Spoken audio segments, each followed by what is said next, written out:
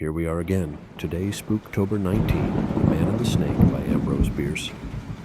He found a snake in his room, or did he? It is a veritable report, and attested of so many that there be now of wise, and learned none to gainsay it, that ye serpente his eye hath a magnetic property that whoso falleth into its svasion is drawn forwards in despite of his will, and perisheth miserable by ye creature high's bite. Stretched at ease upon a sofa, in gown and slippers, Harker Brayton smiled as he read the foregoing sentence in old Morrister's Marvels of Science. The only marvel in the matter, he said to himself, is that the wise and learned in Morrister's day should have believed such nonsense as is rejected by most of even the ignorant in ours. A train of reflections followed, for Brayton was a man of thought, and he unconsciously lowered his book without altering the direction of his eyes. As soon as the volume had gone below the line of sight, something in an obscure corner of the room recalled his attention to his surroundings. What he saw, in the shadow under his bed, were two small points of light, apparently about an inch apart. They might have been reflections of the gas jet above him in metal nail heads. He gave them but little thought and resumed his reading. A moment later some impulse which it did not occur to him to analyze, impelled him to lower the book again and seek for what he saw before. The points of light were still there. They seemed to have become brighter than before, shining with a greenish luster which he had not at first observed. He thought, too, that they might have moved a trifle, were somewhat nearer. They were still too much in the shadow, however, to reveal their nature and origin to an indolent attention, and he resumed his reading. Suddenly, something in the text suggested a thought which made him start and drop the book for the third time to the side of the sofa, whence, escaping from his hand, it fell sprawling to the floor, back upward. Brayton, half risen, was staring intently into the obscurity beneath the bed, where the points of light shone with, it seemed to him, an added fire. His attention was now fully aroused, his gaze eager and imperative. It disclosed, almost directly beneath the footrail of the bed, the coils of a large serpent. The points of light were its eyes. Its horrible head, thrust flatly forth from the innermost coil and resting upon the outermost, was directed straight toward him, the definition of the wide, brutal jaw and the idiot-like forehead serving to show the direction of its malevolent gaze. The eyes were no longer merely luminous points. They looked into his own with a meaning, a malign significance. A snake in a bedroom of a modern city dwelling of the better sort is, happily, not so common a phenomenon as to make explanation altogether needless. Harker Brayton, a bachelor of 35, a scholar, idler, and something of an athlete, rich, popular, and of sound health, had returned to San Francisco from all manner of remote and unfamiliar countries. His tastes, always a trifle luxurious, had taken on an added exuberance from long privation, and the resources of even the Castle Hotel being inadequate for their perfect gratification, he had gladly accepted the hospitality of his friend, Dr. Druring, the distinguished scientist. Dr. Druring's house, a large old-fashioned one in what was now an obscure quarter of the city, had an outer and visible aspect of reserve. It plainly would not associate with the contiguous elements of its altered environment, and appeared to have developed some of the eccentricities which come of isolation. One of these was a wing, conspicuously irrelevant in point of architecture, and no less rebellious in the matter of purpose, for it was a combination of laboratory. It was here that the doctor indulged the scientific side of his nature in the study of such forms of animal life as engaged his interest and comforted his taste, which, it must be confessed, ran rather to the lower forms. For one of the higher types nimbly and sweetly to recommend itself unto his gentle senses, it had at least to retain certain rudimentary characteristics, allying it to such dragons of the prime as toads and snakes. His scientific sympathies were distinctly reptilian. He loved nature's vulgarians and described himself as the Zola of zoology. His wife and daughters, not having the advantage to share his enlightened curiosity regarding the works and ways of our ill-starred fellow creatures, were, with needless austerity, excluded from what he called the snakery, and doomed to companionship with their own kind, though to soften the rigors of their lot, he had permitted them, out of his great wealth, to outdo the reptiles in the gorgeousness of their surroundings and to shine with a superior splendor. Architecturally, and in point of furnishing, the snakery had a severe simplicity befitting the humble circumstances of its occupants, many of whom indeed could not safely have been entrusted with the liberty which is necessary to the full enjoyment of luxury, for they had the troublesome peculiarity of being alive.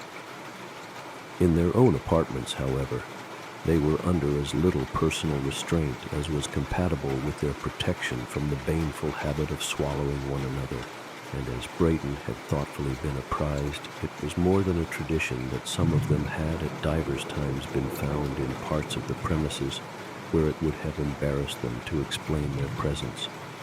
Despite the snakery and its uncanny associations, to which indeed he gave little attention, Brayton found life at the Druring mansion very much to his mind.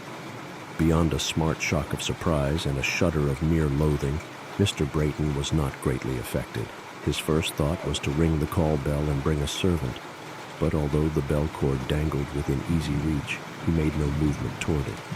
It had occurred to his mind that the act might subject him to the suspicion of fear, which he certainly did not feel. He was more keenly conscious of the incongruous nature of the situation than affected by its perils. It was revolting but absurd. The reptile was of a species with which Brayton was unfamiliar. Its length he could only conjecture. The body at the largest visible part seemed about as thick as his forearm. In what way was it dangerous, if in any way? Was it venomous? Was it a constrictor? His knowledge of nature's danger signals did not enable him to say he had never deciphered the code. If not dangerous, the creature was at least offensive. It was de trop, matter out of place, an impertinence. The gem was unworthy of the setting. Even the barbarous taste of our time and country, which had loaded the walls of the room with pictures, the floor with furniture, and the furniture with bric-a-brac, had not quite fitted the place for this bit of the savage life of the jungle. Besides, insupportable thought, the exhalations of its breath mingled with the atmosphere which he himself was breathing. These thoughts shaped themselves with greater or less definition in Brayton's mind and begot action. The process is what we call consideration and decision. It is thus that we are wise and unwise. It is thus that the withered leaf in an autumn breeze shows greater or less intelligence than its fellows, falling upon the land or upon the lake. The secret of human action is an open one. Something contracts our muscles. Does it matter if we give to the preparatory molecular changes the name of will? Brayton rose to his feet and prepared to back softly away from the snake without disturbing it if possible, and through the door. People retire so from the presence of the great, for greatness is power, and power is a menace.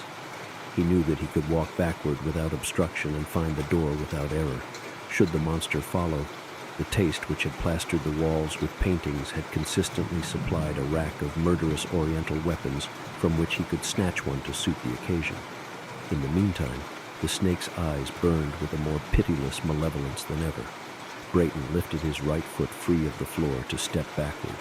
That moment he felt a strong aversion to doing so. "I am accounted brave," he murmured. "Is bravery, then, no more than pride? Because there are none to witness the shame shall I retreat?"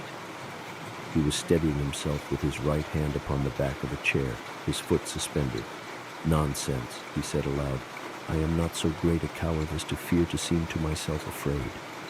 He lifted the foot a little higher by slightly bending the knee and thrust it sharply to the floor, an inch in front of the other. He could not think how that occurred.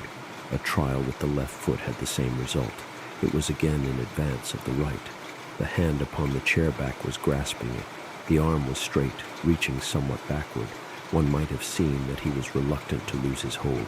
The snake's malignant head was still thrust forth from the inner coil as before, the neck level. It had not moved, but its eyes were now electric sparks, radiating an infinity of luminous needles. The man had an ashy pallor.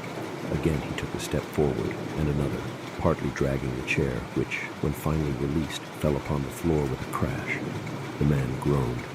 The snake made neither sound nor motion, but its eyes were two dazzling suns. The reptile itself was wholly concealed by them. They gave off enlarging rings of rich and vivid colors, which at their greatest expansion successively vanished like soap bubbles. They seemed to approach his very face, and anon were an immeasurable distance away. He heard somewhere the continual throbbing of a great drum, with desultory bursts of far music, inconceivably sweet, like the tones of an Aeolian harp. He knew it for the sunrise melody of Memnon's statue, and thought he stood in the Nile-side reeds, hearing, with exalted sense, that immortal anthem through the silence. The music ceased. Rather, it became by insensible degrees the distant roll of a retreating thunderstorm. A landscape, glittering with sun and rain, stretched before him, arched with a vivid rainbow, framing in its giant curve 100 visible cities. In the middle distance, a vast serpent, wearing a crown, reared its head out of its voluminous convolutions and looked at him with his dead mother's eyes. Suddenly, this enchanting landscape seemed to rise swiftly upward, like the drop scene at a theater, and vanished in a blank. Something struck him a hard blow upon the face and breast. He had fallen to the floor. The blood ran from his broken nose and his bruised lips. For a moment he was dazed and stunned, and lay with closed eyes, his face against the door. In a few moments he had recovered, and then realized that his fall, by withdrawing his eyes, had broken the spell which held him. He felt that now, by keeping his gaze averted, he would be able to retreat. But the thought of the serpent within a few feet of his head, yet unseen, perhaps in the very act of springing upon him and throwing its coils about his throat, was too horrible. He lifted his head, stared again into those baleful eyes, and was again in bondage. The snake had not moved and appeared somewhat to have lost its power upon the imagination. The gorgeous illusions of a few moments before were not repeated. Beneath that flat and brainless brow, its black, beady eyes simply glittered, as at first with an expression unspeakably malignant. It was as if the creature, knowing its triumph assured, had determined to practice no more alluring wiles. Now ensued a fearful scene. The man, prone upon the floor within a yard of his enemy, raised the upper part of his body upon his elbows, his head thrown back, his legs extended to their full length. His face was white between its gouts of blood. His eyes were strained open to their uttermost expansion. There was froth upon his lips. It dropped off in flakes. Strong convulsions ran through his body, making almost serpentine undulations. He bent himself at the waist, shifting his legs from side to side, and every movement left him a little nearer to the snake. He thrust his hands forward to brace himself back, yet constantly advanced upon his elbows. Dr. Druring and his wife sat in the library. The scientist was in rare good humor. "I have just obtained, by exchange with another collector," he said, "a splendid specimen of the Ophiophagus." "And what may that be?" the lady inquired with a somewhat languid interest. "Why, bless my soul, what profound ignorance! My dear, a man who ascertains after marriage that his wife does not know Greek is entitled to a divorce. The Ophiophagus is a snake which eats other snakes. I hope it will eat all yours," she said, absently shifting the lamp. "But how does it get the other snakes? By charming them, I suppose." "That is just like you, dear," said the doctor, with an affectation of petulance. "You know how irritating to me is any allusion to that vulgar superstition about the snake's power of fascination." The conversation was interrupted by a mighty cry which rang through the silent house like the voice of a demon shouting in a tomb. Again and yet again it sounded, with terrible distinctness.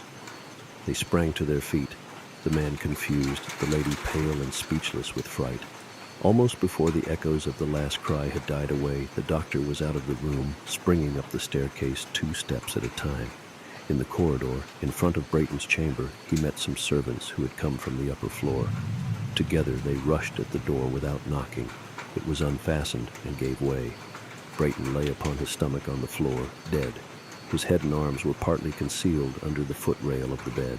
They pulled the body away, turning it upon the back. The face was daubed with blood and froth. The eyes were wide open, staring, a dreadful sight. "Died in a fit," said the scientist, bending his knee and placing his hand upon the heart. While in that position, he happened to glance under the bed. "Good God," he added, "how did this thing get in here?" He reached under the bed, pulled out the snake, and flung it, still coiled, to the center of the room, whence, with a harsh shuffling sound, it slid across the polished floor till stopped by the wall, where it lay without motion. It was a stuffed snake. Its eyes were 2 shoe buttons. "I I thought this was Spooktober, not April Fool's, gosh damn. And with that, we reach the end of this story. I hope to see you tomorrow for Spooktober number 20. Bye-bye.